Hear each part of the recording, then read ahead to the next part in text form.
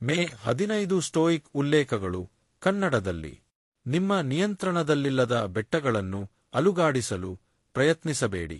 Stoic ತತ್ವದ ಪ್ರಕಾರ ನಿಮ್ಮ ಏಕೈಕ ಶಕ್ತಿ ನಿಮ್ಮ ಮನಸ್ಸು ಮಾತ್ರ.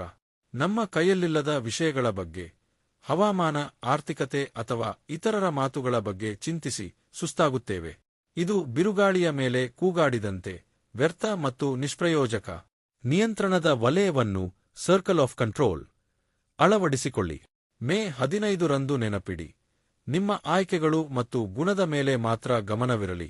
ನಿಮ್ಮ ಗೌರವ ಅಥವಾ ಹಳೆಯ ದಿನಗಳು ನಿಮ್ಮ ವಲಯದಿಂದ ಹೊರಗಿವೆ.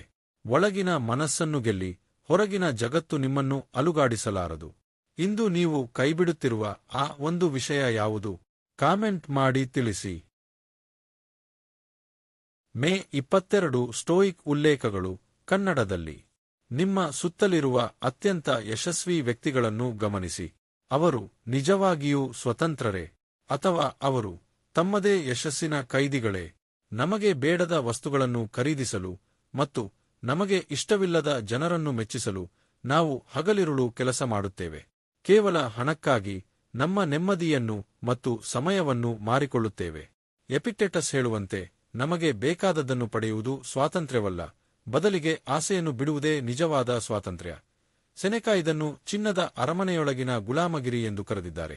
ನಿಮ್ಮ ಯಶಸ್ಸು ನಿಮ್ಮ ವ್ಯಕ್ತಿತ್ವವನ್ನೇ ಅಳಿಸುತ್ತಿದ್ದರೆ ನೀವು ಗೆಲ್ಲುತ್ತಿಲ್ಲ ಎಂದರ್ಥ.